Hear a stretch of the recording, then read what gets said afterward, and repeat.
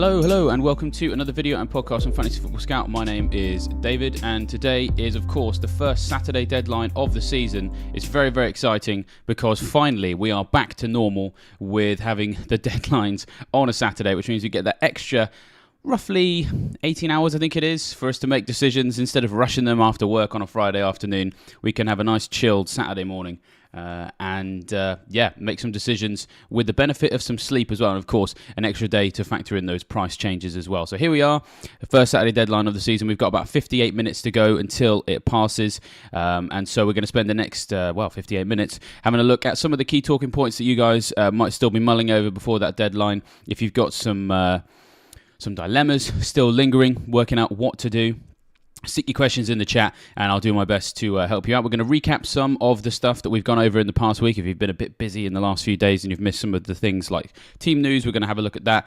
And also a little bit of discussion about wildcards as well. Normally I'm doing these sorts of streams at work, in working hours, but of course it is Saturday morning, so you may have to forgive me. I've still got my cup of tea here, and I've got my morning energy drink as well. So let us know in the chat what you're doing to wake yourself up on this Saturday morning to get yourself in the mood, ready for some Premier League football.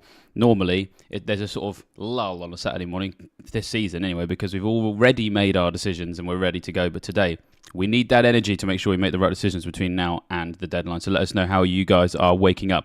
We've got people in the chat already, so good to see you here already. We've got Sayuj here, got AS4036IX. It's a good name, that. Might name my kid that. FPL Rank Chaser is here. I'm very, very good. Thanks. Good to see you in the chat, mate. Alexis is here exploring as well. So yeah, good morning to you guys, or good afternoon. Let us know where you're watching from, because sometimes we get a lot of people who come in here from completely different time zone. So yeah, it's good to have you all here. Now, before we get fully started, a couple of messages from a few different bits and bobs. Of course, if you haven't got your Fantasy Football Scout membership sorted ahead of the Gameweek 5 deadline, it's never too late, because you can still save up to 30% on those preseason prices that are still here, which is good news for anyone who's not sorted their membership yet. You've got 56 minutes to get that sorted for the Gameweek 5 deadline if you've got any lingering questions. I'm going to do my best to answer your questions here, and I'm going to show you some things from the Fantasy Football Scout members area. However, I might not necessarily be able to get to everybody, so quick reminder that if you want guaranteed answers, Super Chat's the way to go. If you go with the normal chat, that's fine. I will do my best to get to every single one, but I just can't promise it because we've just got so much to get through in the next hour. But the other alternative, if you've got some questions about who's been doing better, if you've got a 50-50, members area is going to be a good place as well. And we also just have a little note from our sponsor as well. If you weren't already aware, you can now back up your FPL selections by betting on this week's most notable players at smarkets.com. It now allows you to bet on whether you think a player will get more or less than a certain number of points. For example, if this week you think Marcus Rashford will get more or less than 6.5 points, you can put a bet on this. There's also head-to-head markets where you can bet on who you think will get the most points this week.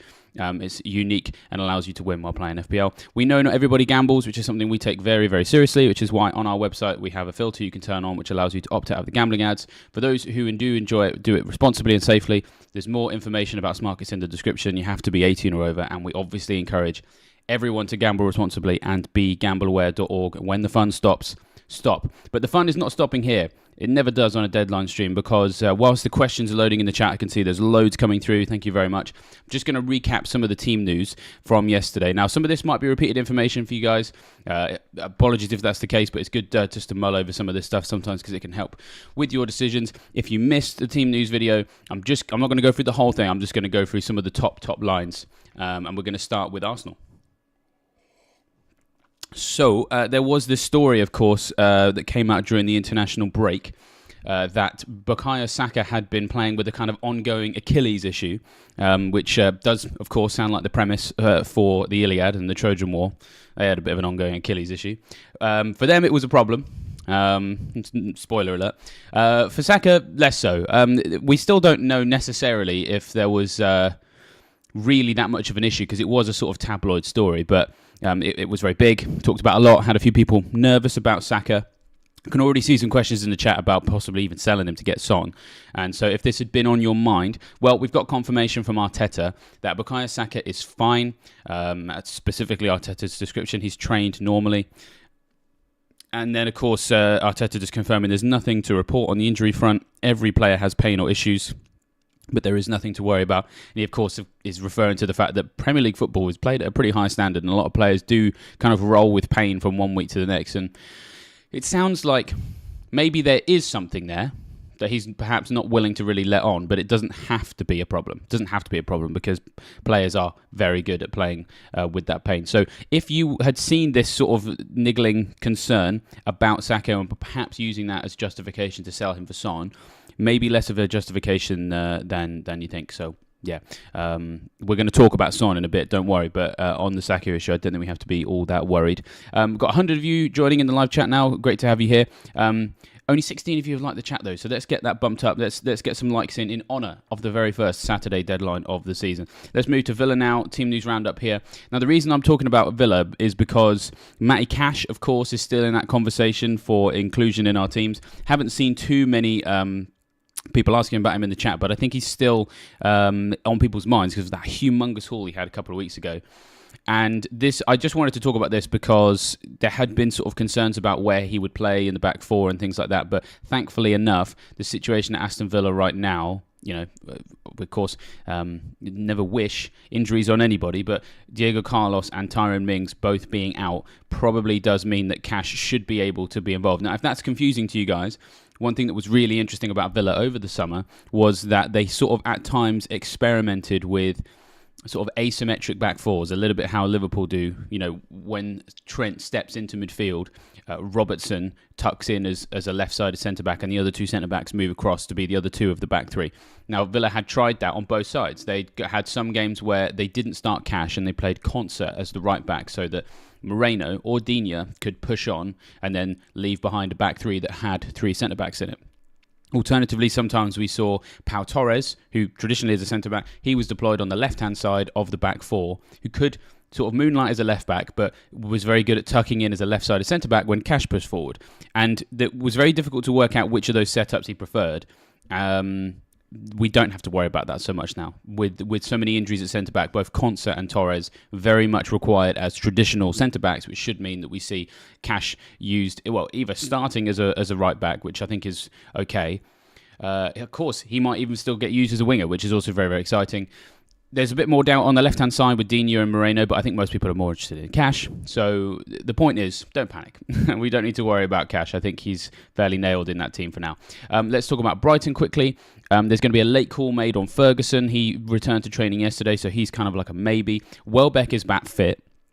And so if there are people out there still with João Pedro, you know, there's people coming back into the team.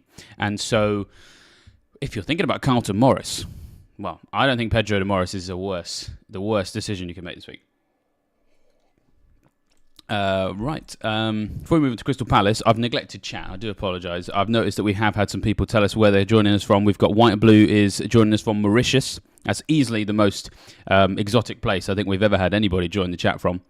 We've got I Am Legend from India. It's 2:35 p.m. there, so already had a lot of the day to think this over, which is cool. Steve B from Australia. The Australians, you always have the worst times for this. So I'm going to guess it's like 10 p.m. at night for you there. At the very least, at least it's just before your bedtime is my hope, because you've had some awful deadlines, the Australians. You really have. So, yeah, let us know, Steve B. What time is it there? Is my guess correct? And what does it feel like to actually be awake for an FPL deadline and it not be the middle of the night? It must be good. Loads of questions about Son. We're going to talk about Son in a bit. Spear Drops is joining us from 3 a.m. in Canada. Oh, so my question to you, Spear Drops, is: did you wake up early or did you just stay up late? That's the question, because I don't know which one I'd do. I think I'd probably go to bed at like 8 and set an alarm for 2:30 or something. Get up for like an hour, then take a sleeping pill to then get some sleep. That's what I would do. Let us know what you've done, Spear Drops. Chris Cross is joining us from Estonia. And it's lunchtime. Good to have you, man. Well, tell you what. I know there's lots of questions about Son. I was just talking about Villa. Is Stupinano Cash for first bench position? Well, I'll take you to my team, which I will talk about a little bit later, to show you what I'm doing with my team this week. Because I've got a Stupinan first bench. But I am starting Cash against Crystal Palace. I think of those two, I think Aston Villa more likely to keep a clean sheet than Brighton. We'll talk a bit about... I've got some really cool stats to show you guys in a few minutes about why I think that's the case. Aston Villa's defence is much, much better this season than Brighton's is, which seems weird to say because Villa were kind of pummeled by Newcastle on the opening day of the season. But the stats we've seen since then do indicate that, Villa more likely to keep a clean sheet. I think Crystal Palace arguably more likely to blank than Man United. I don't think Palace are bad, but a lot of their attacking players haven't quite hit their full potential yet. So on the clean sheet front, I think Cash has the nod. In terms of the attacking threat, they're both very advanced players. I think it's much of a muchness, to be honest. I think they're both as threatening as each other. And so if you're looking for, a goal difference, a tiebreaker between these two, I think that clean sheet potential is higher for Cash. So of those two, as you can see in my team, I clearly rate Cash higher than Estupiñán because I'm actually starting Cash and benching Estupiñán. But if you're trying to decide between which of those two to be your first bench, I think that Cash go for your first bench, Estupiñán second is what I would do. So yeah, that's what I'm doing in my team. Let's rattle off some more team news updates for people, just in case anyone missed yesterday's video. Speaking of Crystal Palace, actually, not looking too good for their defensive potential because they've lost two important players here, or are likely to lose two important players here. Mark Gay, who obviously played for England in the international break, he's likely to miss the Villa game with a muscle injury, so I think that increases the chances of Villa getting a goal. You will have seen from my bench there that I actually got Anderson as my third bench. I think Villa, good attacking side this season, and if they're going up against a Palace team that is short Gay, but also short Jefferson Lerma, who's come back from the international break with a hamstring injury, I think those two things there, that's not good for a Palace clean sheet, but is good if you're back in the Villa attack, which is why I just wanted to include that particular update. Another defender who's going to be missing from game week 5, I think most people know this already, is Trent Alexander-Arnold. He's been ruled out with a hamstring injury. They think maybe he's going to get some ball work done next week. Now, this is probably useful for people's advanced planning, and we're going to talk a bit about wildcards in a minute if anyone's still got questions on those. Because I think Liverpool, we have to be seriously considering some decent investment in them if we're going to be wildcarding around game week 9, for example. More defenders missing. We got John Stones still out, which is a shame. I'd been thinking about maybe bringing in John Stones at some point. I think if all the City defenders are fit, he is definitely the first choice because he's the one who's most likely to start most games, because I think when he's fit, last season we saw he effectively made himself integral to the way the team operates in that midfield position. So he's a bit more advanced than the other guys. Got some attacking returns out of it as well. So, it's a shame that he's not around. But there is still good news here for fantasy managers because there's a few people a bit underwhelmed by what they've got out of Foden so far this season. Hasn't started as often as we'd like him to, which of course is a key part of that. But I do think he's very likely to start this game because we've got Grealish and Kovacic both out. De Bruyne also not involved either. So it would be very, very surprising if Foden somehow doesn't start this game. There's a few people out there in the FPL team news prediction world. Most people expecting Foden to start probably on the wing. But, this is Pep. So always take people's predictions with a pinch of salt. And while we're on the subject of Man City and people on social media and things like that, normally when I do these deadline streams, I've got myself a handy guest. I had a few people I was talking to, but I think Saturday mornings are just tricky for people. So you've just got me today. Apologies on that one. But what that means is it's very difficult for either me or my guest, who's not here, to check social media in the minutes leading up to the deadline for any little tidbits of information. So I need you guys out there to be my eyes and ears. If you spot anything on social media, whether that's Instagram, X, Twitter, blah, blah, blah, whatever's there, let me know in the chat. I'll do my best to go out and verify it. I'm not going to be too offended if you put fake news in there. But if you do spot something, if you could also give me a link as well so I can have a look at it and then we can just help get the information out to as many people as possible. And also just make sure that we're not spreading fake news. I don't mind a few jokey tweets. well, not tweets, jokey comments. But if it's looking legit, give me a link and we'll have a look at it together. So, that's just a little mission for you guys to help me out on this Saturday morning. Right, so that's Man City done. United going to be without Varane and Mount. And of course, there's a couple of attacking players who are not involved for sort of off-the-pitch things. And then we didn't...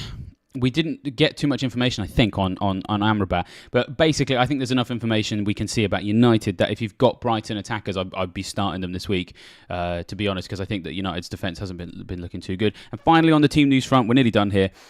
Newcastle. Again, this is more of an advanced planning kind of thing because I really want a Newcastle defender soon. Probably not this week because of their fixture this week, but I have had my eye on Botman as a cheaper alternative to Trippier. Might play more games as well with the Champions League coming up. We could see Trippier used a bit more in Europe. Botman is back in training and could face Brentford, so that's really, really good news. Keep an eye on that. If he does start, then I think he's a good investment for Game Week 6. There we are. I've now finished my tea, so there should be fewer interruptions. I believe there are a couple of the guys in the chat were telling us where it was for them again. It's 7:11 p.m. in Australia, I think. Was that Steve B? Yeah, that's right. So actually, that's pretty good. That's good. I'm glad that you're at a decent time. It's 10:11 in Nigeria, which is where Dipson is coming to us from. Saad is coming to us from Toronto in Canada at 5:13 a.m. I Am Legend says Canadians losing sleep for FPL. Yes, they are. They are this week's Australians, I guess. We've got quite a few of these in a row now, these Saturday deadlines. I think the next time we have a Friday one is... I think it's Game Week 10. Speardrop says Foden surely starts, but will he start for David Monday instead of Son? Yes, I don't have Son. You will have noticed that. We're going to talk about him in a minute. I did promise a bit of advanced planning talk, though, and I've seen a few people asking about wildcards. And actually, do you know what? I'm just going to go and find that question in the chat of someone who asked about goalkeepers, because you guys know how much I love a goalkeeper transfer. So Marcus93 says, I'm now on my wildcard, and which goalkeeper would you choose? Well, I've got the fixture ticker on the screen right now, and what we can see is that among the teams that have the best fixtures over the next 6, we've got Luton, we've got Burnley, Newcastle, Aston Villa and Fulham. Now, when I'm picking goalkeepers, I never like to own anyone who's worth more than 4.5 million, because I just think that for them to cost 5 million, they've just got to give you so much more. And unfortunately, the 5 million, 5.5 million goalkeepers traditionally play for the teams that don't concede all that many shots because they play for possession-based teams.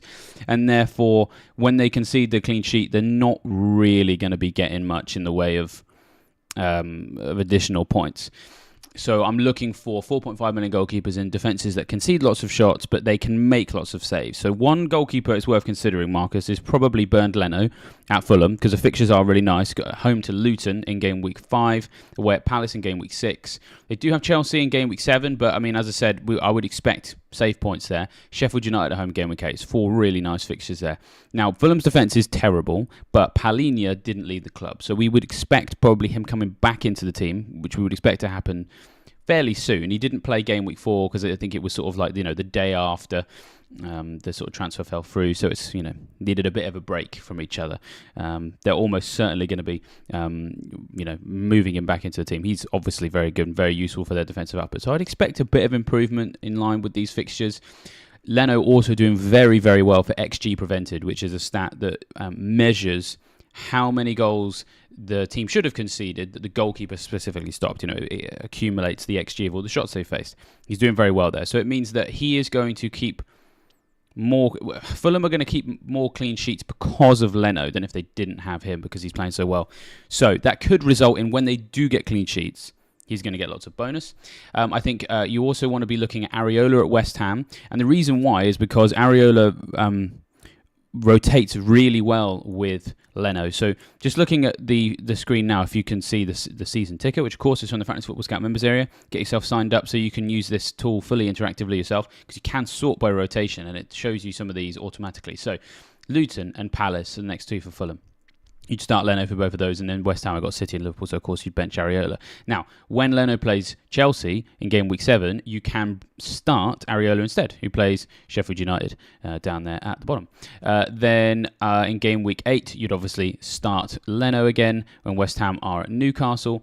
Game Week, 9 is a bit tricky because you've got Fulham away at Spurs, West Ham away at at Villa. But in game week 10, again, we're back to a really nice handy rotation here. Whilst Fulham are away at Brighton, so you don't really want to start Leno, you can bring in Areola to start against Everton. So that rotation works really, really well. I quite like it. Now, the only other goalkeeper I do just want to mention is Flecken. Now, you will notice that his fixtures don't look incredible down the bottom here. Newcastle away, Everton at home. Well, Newcastle away, not a nice one. United away, not a nice one. That's game weeks 5 and 8.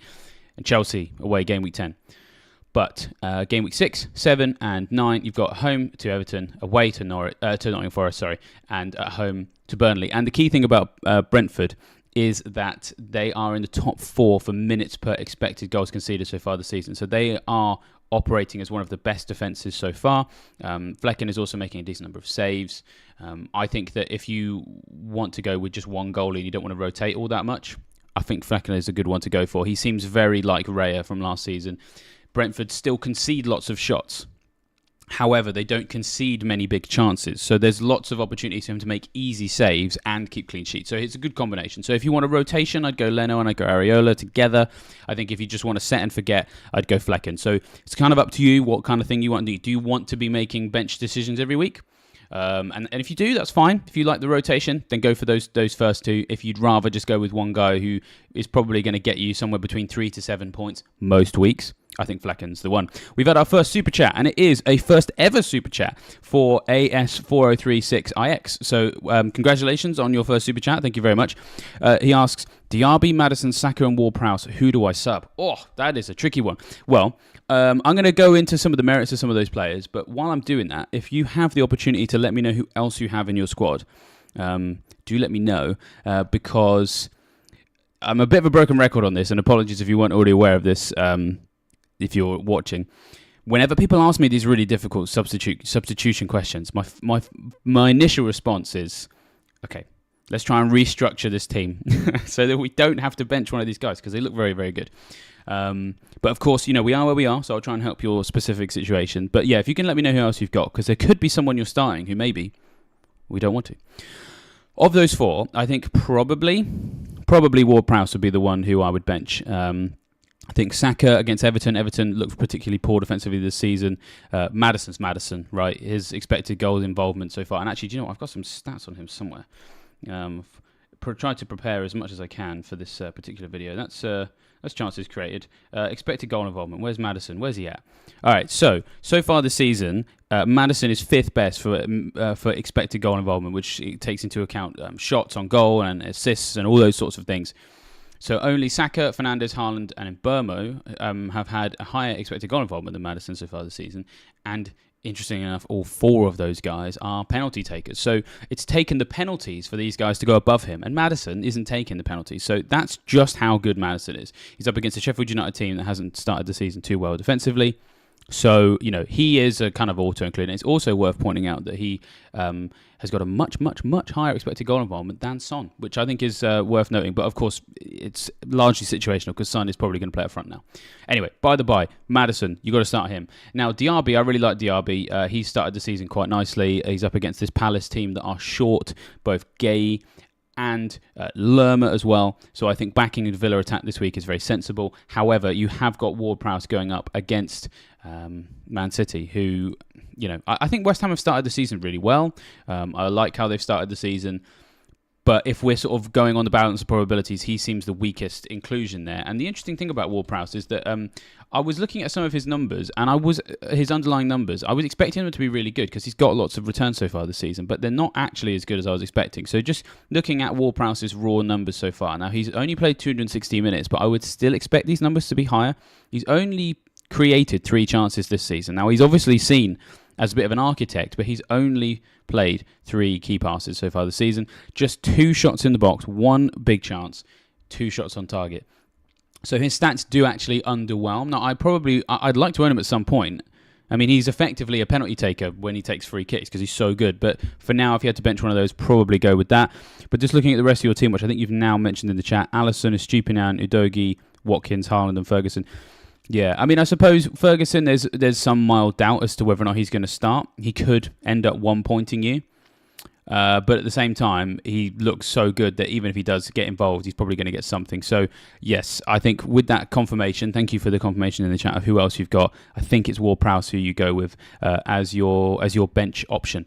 There was a question from Smith who says, any early team news? I've not seen any yet. I'm trying my best to monitor it as much as I possibly can, but of course, I am conducting the stream. So I'm relying on you guys. I'm relying on you guys to spot anything on social media and let me know. I'll be keeping an eye out as well, but you will be more vigilant than me, and it's a good way to help each other out. So if you spot anything, do let me know, and if you can pop a link in the chat as well to what you've seen, that would be super, super helpful. Now, I promised a bit of talk about wildcards. Let's talk about that now, because there's a few people still asking. Now, we ran a poll on fantasyfootballscout.co.uk this week, all about wildcards, when to wildcard, and we got some really interesting results. Game week 9, 26.16% of you guys went for that as the best time to wildcard. That's largely when I'm thinking of wildcarding, and I'll show you why in a second. But game week 5 also was very, very popular. The second most popular time to play at Game Week 5, 24.7 of you guys voted for that one. If you're on a wildcard, let me know in the chat. Maybe I can help you with some final decisions. I've already helped one person with their goalkeeper. But let's just have a look at the season ticker, comparing Game Week 5 to 9. Now, if I'm wondering, is there anyone out there with 33 minutes to go until that deadline, wondering if they are still going to wildcard? Still not sure. Well, I would hold on to it if I was you, and I think anyone considering doing it in this week or next, I do think Game Week 9 is the time to go. Now, here is why. That's the season ticker for now, and this is the season ticker for Game Weeks 9 onwards. And what you'll notice, in the Game Week 9 onwards season ticker, we have loads and loads and loads of teams who are largely at the bottom end of the season ticker from Game Week 5 all the way at the top. You've got teams like Luton, Fulham, Chelsea, Man City and Man United who are doing fairly well on the season ticker from Game Week 5 onwards. They all of a sudden have really awful fixtures. So we have a very, very intense, very steep fixture swing that could give you whiplash if you don't sort of prepare for it properly. And so the best way I always think of preparing for these fixture swings is with that wild card, because you're going to want to be heavily involved in Aston Villa, and they're sort of on the periphery at the moment because their fixtures aren't good. West Ham, we've already had some conversation about Ward-Prowse, but him and Bowen aren't really in too many teams just yet among engaged managers because the fixtures aren't good enough. But then at this particular stage of the season, they are fantastic fixtures. Liverpool as well. I think when we get to the Game Week 9, Salah, Trent, I think looking at those first 3 fixtures in that period, I think they're going to score really well there. Crystal Palace, Newcastle. I mean, Newcastle are sort of in the conversation from Game Week 6, so we're going to be more invested in them in the next couple of weeks. But, we might want to lean into them a little bit more. Of course, going Game Week 9 means that we've seen more European football as well. That's the other concern about going early with that wild card, is you might end up in a situation where you don't know enough about the European football and it ends up ruining your teams in ways you just didn't expect. So it's worth considering that. We've got, I'm going to attempt to say this name in the chat. Tell me if I've got it wrong. It looks like it's Shubha. Says you're on a wild card. If you're on a wild card, let me know what your team is currently and if there's anything that you're worried about, and we'll see what we can do to help you there. So that's my loose thoughts on the wildcard. I think that if your team needs it now, that's fine.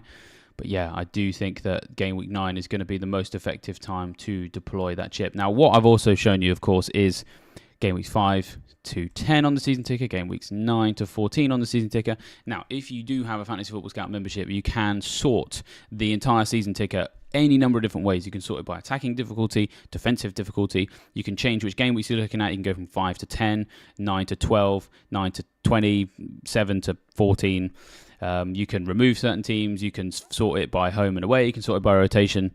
So if you haven't discovered that feature yet, it's very, very useful if you've got your membership. And if you don't have your membership, well, you know what to do, because I am the absolute epitome of a broken record on this. Let's move on now to the Scout picks, which is, according to the editorial team of Fantasy Football Scout this week, the best team to own for Game Week 5. Now, I wouldn't necessarily use this as a yardstick for whether or not your wildcard is in good health, because these are very much 1 week only best teams. Now, if you're on a free hit this week, I'd love to hear from you, because I don't think that's a particularly popular chip this week. So I'd like to find the one person on a free hit. Let me know if that's you. If you're on the free hit, this team's perfect. But largely what this is a good tester for is working out how optimized your team is for the current game week based on who the editorial team at Fantasy Football Scout, who definitely know what they're doing, who they think are the best players this week. And so while that's on the screen, have a look at it and let us know in the chat how many players from the Scout picks you've got in your team. Put that in the chat and we'll see who is the winner on that one. And we'll just go through it now. So I've already talked about Leno. He is very much seen as the best goalkeeper for this week. We've got Turner on the bench. And of course, I should just say this is all fully costed. So this is restricted by that budget, the usual FPL budget. We've got Zinchenko up against the Everton attack this week for Arsenal. A lot of you will have Gabriel still. I think that this is enough to really sort of like help people. Just start Gabriel. It's going to be very difficult not to start him. If it's worth saying, actually, if anyone's got any questions about starting players, is this guy going to start? Is this guy going to start? Let me know in the chat, because I can show you the predicted lineups from the site as well, which may answer your question. Obviously, the guys can pick anyone, so they've gone Zinchenko. But I think that's enough to show that Gabriel is potentially going to get you something this week, because it seems unlikely for him to get benched because of the injury situation there. We've got Destiny Udogie, we've got Chilwell, and we've got Cash. Cash we've already talked about. Chilwell and Udogie very much auto-includes whilst Chelsea and Spurs have good fixtures. We've got Saka, Maddison, Son, Salah, and Gibbs-White. Forest fixture this week is good as well. I'm actually starting Turner, for example. And, of course, Haaland up front. We've got Gusto, Archer, and Semenyo on the bench. Well, thank you, everybody, for letting us know who you've got in your team. The numbers are just coming through now. We've got Uproar has 5 of the Scout picks. Eddie Scott's got 4 of them. Kinko has 4 as well. Actually, Uproar has 7 if you include the bench. I should say, do include the bench. But maybe let us know how many are in the bench and how many are in the team. Steve B's got 4. Danish has got 6. I Am Legend has 8. If anybody can beat 8... then you've beaten I Am Legend. I wonder if that is Will Smith. Be interesting to find out. See if you've got more. Straight in with Danish with 9, including the bench. So, yeah, lots of you guys feel very optimised this week. We've got Massacre Aggression's got 6. I like your energy, man. That may be how people feel after the game week's finished, that's for sure. So he's got 6. So you guys, that's not a bad number this week, because, there's a few sort of fixtures that are a bit outside the template. There's not going to be many people who have attacking players from Forest, for example. Not too many people have defensive players from Fulham. So I think anywhere between 6 and 8, I think you're probably in a decent position this week, to be honest. I do apologise. I don't actually know how many I've got. I'll find out in a second. We've had another super chat. Thank you very much to Jana Igna77, who has gone with a €2.49 super chat. Which 4 million would you pick on a wildcard right now? Would you go for Bell for expected minutes?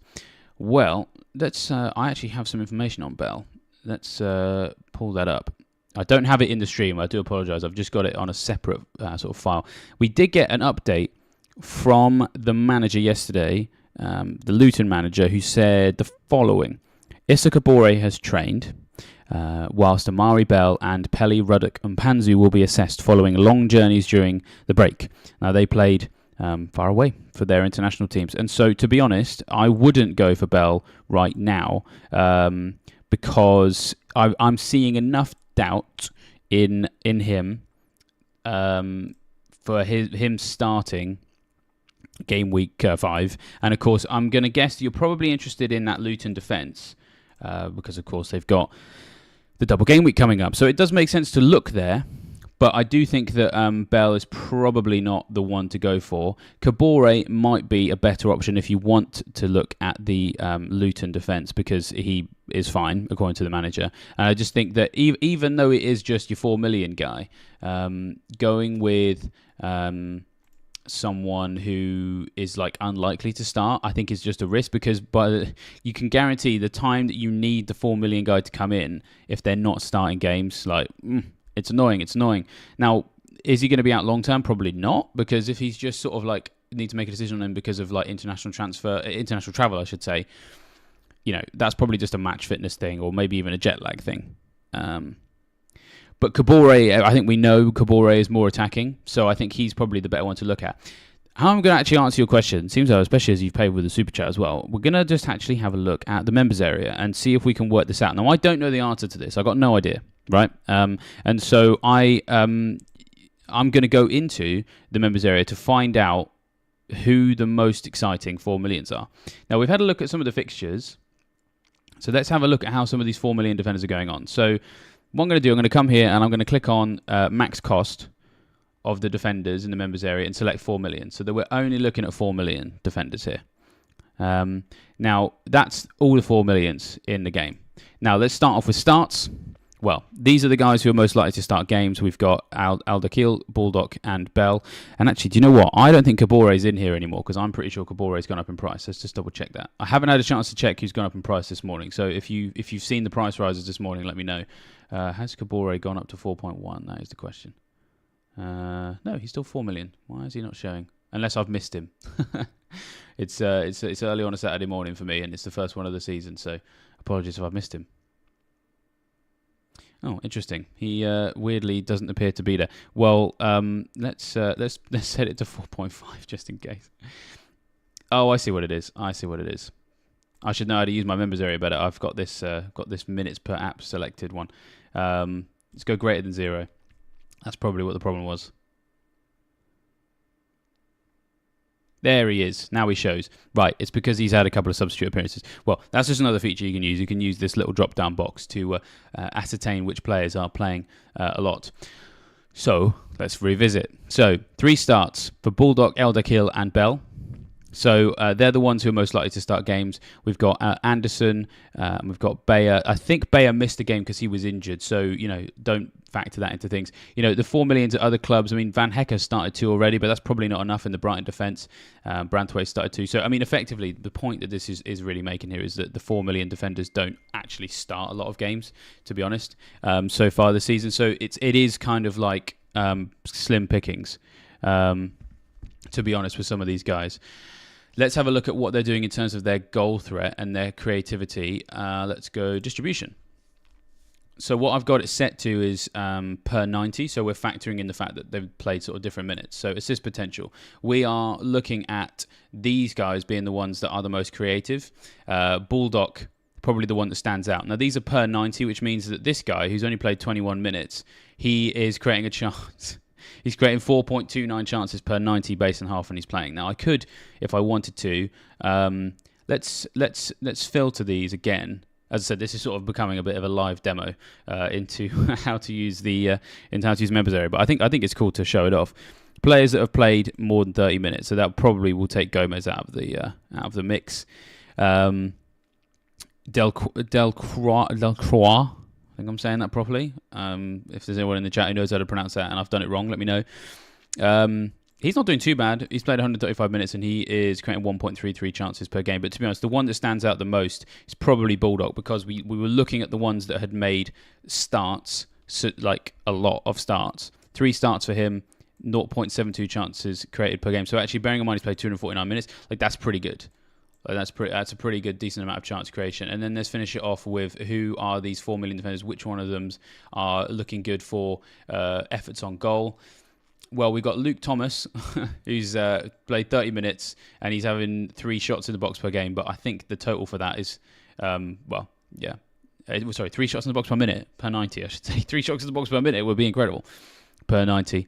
So his is looking really good, but he's not necessarily starting too many games yet. He may go on to start some games because I think that they needed a new left-back, and he's worth considering.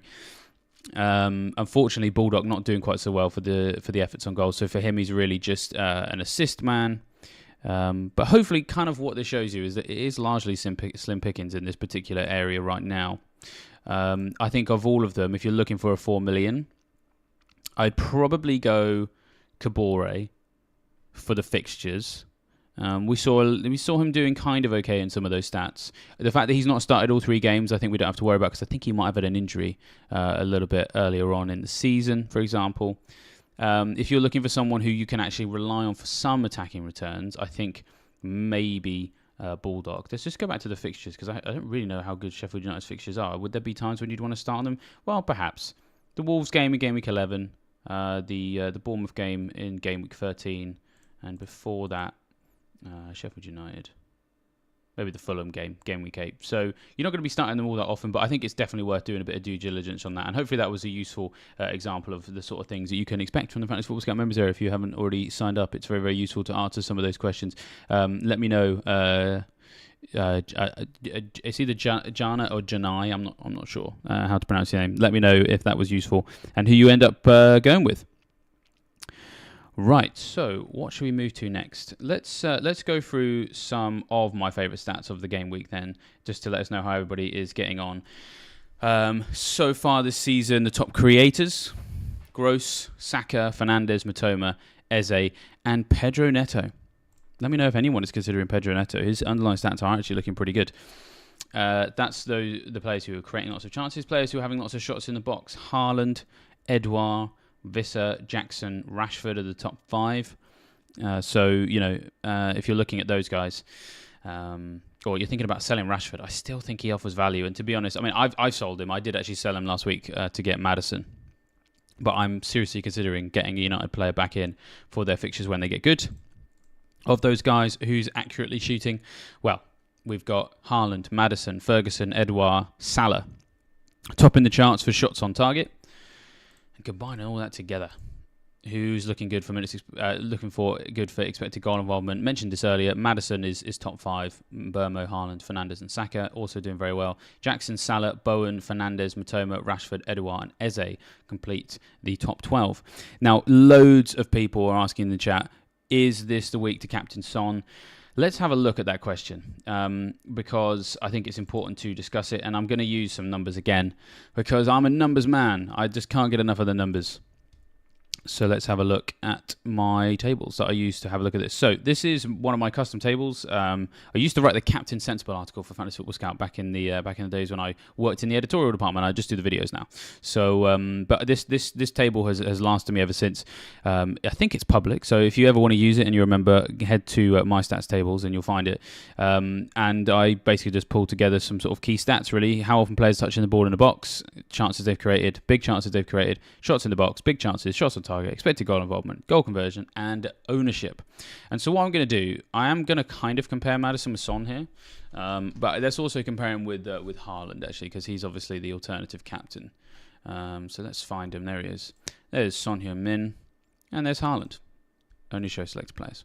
Okay, so this is what we've seen from these 3 players so far this season. Now, there's 2 parts to this. The first one is what Son has done so far this season, and the second part is what Son did last week. Now, if you want more detail on this, you've got about 16 minutes, and if you remember, you can go and watch our members-only video from yesterday where I talked to Andy, or Sonaldo, as you may know him, of course, of Burning Questions, about this in some really, really minute detail that was really fascinating, assessing the Spurs team with and without Son as a centre forward. It was really, really fascinating, really, really interesting. It was very, very good in terms of like just working out what to do with Son this week.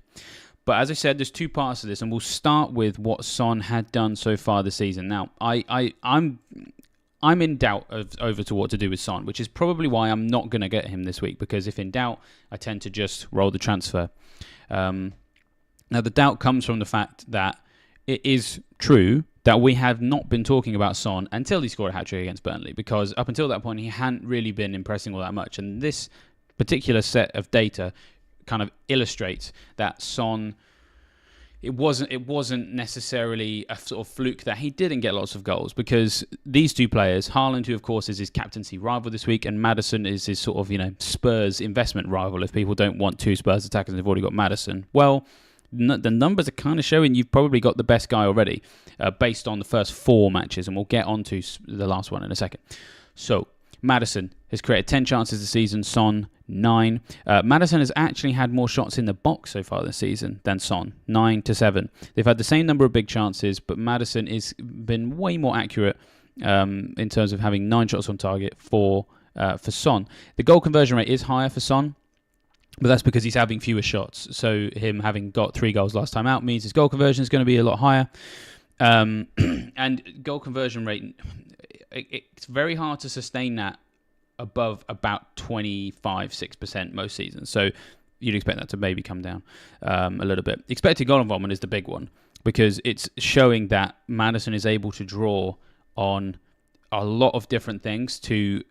I mean, read expected goal involvement as a sort of like points projection number because that's taking into account how many goals are going to be involved in whether or not that's an assist or a goal. It's all combined up together. And he is just really, really likely to get goals and assists, which is why his XGI is so high. Son so far, just 2.17. And of course, when you compare it with Haaland, I mean, wow, the gap is even bigger.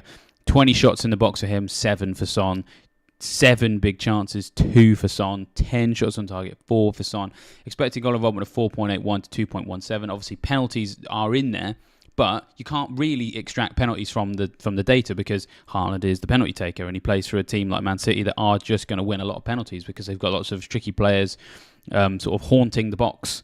So, you know, that's the sort of situation that you have with those two players. Now, I will just have a quick look at what happened in the Burnley game, because the point is, of course, that those numbers factor in 3 games whereby Son wasn't playing centre forward.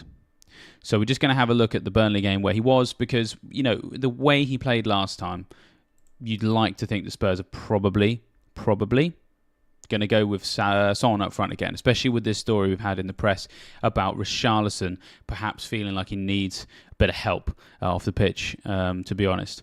And so let's have a look. Average position of players, of course, here we go. We've got Son on the right-hand side playing a very, very advanced position. Let's just have a look at some of the numbers in terms of what it meant for this game. Who was the most deadly player? Well, interestingly enough, Maddison and Son actually had the same number of shots here, but the key difference, of course, is that Son did outscore Maddison for shots in the box by 4-2. He had 2 big chances, Maddison had none. Admittedly, Maddison had more efforts on target, but of course they were of lower quality, and 3 shots on target for Son. Distribution, I'm going to guess that Maddison probably outperformed him here. Interestingly enough, Maddison just created 1 chance in that game. Son created 1 as well. I'm going to guess that expected goal involvement was probably in Son's favour. Yeah, expected to be involved in 1.19 goals, Maddison in 0.54. So, if we're going based purely on the most recent game, yeah, Son looks better. That's him expecting him to play up front. If that continues, he could do quite well this week. I guess I'm the sort of person that really kind of wants to see... I just want to see that form over a longer period of time. And I'm actually just going to go to the season ticker now. I'd be a bit nervous about breaking my team up too much when Spurs do actually have in their next 3 Arsenal and Liverpool. Now, I don't think those fixtures are bad. I think that Arsenal and Liverpool are both capable of conceding against Spurs. Arsenal have kept 4 clean sheets in their last 21 at home. Liverpool defence obviously is well documented as not being as good as it was in recent years, so I think there's maybe something there. But I'm quite happy with how my team looks now. Now, hopefully I haven't dampened it too much. I do totally understand where people are coming from on getting Son and captaining him. I do think he's a good option this week. Let's go back to some of my favourite numbers and just see where Sheffield United rank. Yes, so Sheffield United's defence is very poor. They concede XG at the 3rd fastest rate in the Premier League. So, in theory, Spurs should get lots of opportunities this week. So, I don't think he's bad. I think it's kind of team dependent. Because if you... Well, let's go to my team to hopefully give you an example of what I mean by that. Let's have a look. Where are we? Here we are. My team. So, that's my transfers. I don't really want to make one this week. I don't want to make one because there are so many changes coming up. Just so many changes on the horizon in terms of the fixtures. I don't think my team this week is bad. Now, I don't think captaining Haaland is bad either, to be honest. And I want to be able to save 2 free transfers for the weeks beyond. And so this is what I mean about it being team dependent. I think my team can survive a Son haul this week because I like it. I just like my team. And even if I perhaps slip a little bit below the average, or I'm perhaps just on the average, or I get outscored by maybe 10 to 15 points against the Son owners, I think at this stage of the season, you can afford those kind of game weeks because it's very, very easy to claw back up again. I mean, I think in game week 3, I think it was. I got something like 77 points. I had cash in DRB, and I went from like 500k to 19k in one game week. Then I dipped down to 82k again after I think got 70 points last week. But if I'd had a couple of extra players come off, I might have only dropped like 40k instead of 60k. Things are very tightly compressed, which is good and bad. It means it's easy to get reds, but it's also easy to get greens as well. And I think that I'm putting myself in a position to actually increase the chances of my green arrows by being able to do larger bits of surgery when the fixtures swing quite fiercely. Now, I really want Newcastle investment, but I really need to see how European fixtures are going to go, and I do want to get this Brentford game out of the way because I think that Brentford have started the season well enough for me to be like, okay, let's not invest just yet. For example, same with their attacking players as well. I mean, there's midfielders I'd love to switch to. I want to get a United midfielder, but not this week against Brighton, who a bit of a bogey team for them, even if their defence hasn't been too good. So, that's on my mind. I want to get that. They're two teams I want to get invested in fairly soon, but not now. And so the best way to get invested in them is to have the 2 free transfers. And looking at the rest of my team, I don't think it's in particularly dire straits. I think the Sheffield United game is good, and that's why I've got Maddison, who I think has started the season really, really well. I feel like I'm covered enough. Now, on the Foden situation, Foden is the one I probably could switch to get to Son if I wanted to. But I think that he's going to start this week. I think he's going to do well against West Ham. And let's just go back to the City fixtures because I think they're actually better than Spurs over the next 3. Much, much better. With Son, you've got Sheffield United this week, but then you have to sort of suffer him through Arsenal, Liverpool. If I hold on to Foden and he, fingers crossed, starts the majority of those games because they've just got some injuries, Forest at home, Wolves away. I mean, they are 2 really, really nice fixtures when Spurs have Arsenal, Liverpool. So it's about looking a little bit more long term for my team. So that's why Son's not going to fit into my team right now because I don't want to sell Diaby. I think he's got a really good fixture this week and he's still a bit of a differential. How many people own him right now? Just 9.9%. I think he's really good for this week. Saka against Everton's a bit of a no-brainer. I'm not selling him in Burmo anytime soon. As we've seen, he's doing fantastic for expecting goal involvement. So there's no one there that I want to sell. And so that's the problem. That's the problem is I'd have to sell someone I really like this week to get to Son. And that in isolation is not necessarily bad. I don't think you should be necessarily too afraid to sell someone who's good to get someone better. I don't think that's necessarily always bad. But in a context where I want to have 2 free transfers, either Game Week 6 or Game Week 7, I think, is it worth leveraging one of those this week? I don't think so. Spending a transfer, which in and of itself is a precious resource to get rid of a player, that I think is good. I don't want to do. Now, if I had 2 free transfers and I only wanted to use one, I probably would go Foden to Son. And just for context, I've got like 5 million in the bank because I sold Salah. So I can get whoever I want. But I only have the one. So I think it's better to roll it. Now, perhaps the only fly in the ointment is, of course, Gabriel sat there right in the middle of the team. I think this week is the week that he's going to get something. I hope. I hope. But if he doesn't start, Estupiñán coming in, I'm not too worried about. So my team on the whole, I'm not unhappy with. And I want to save that transfer. So yeah, that's kind of what I'm looking at, to be honest, with the Son thing. But if your team can accommodate Son, maybe you have got 2 free transfers and you only want to spend one of them and you can get to Son quite easily. I mean, I reckon that's not a bad way to go.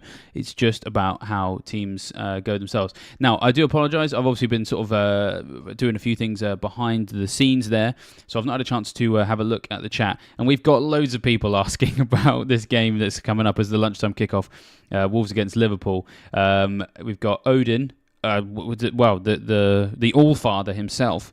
Any Liverpool lineup news? Not that I've seen so far.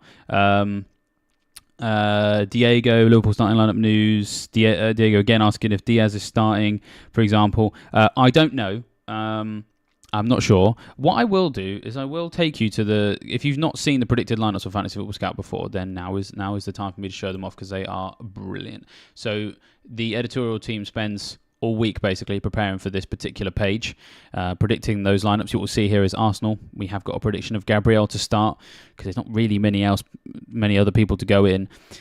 Let's go to the predicted lineup for Liverpool.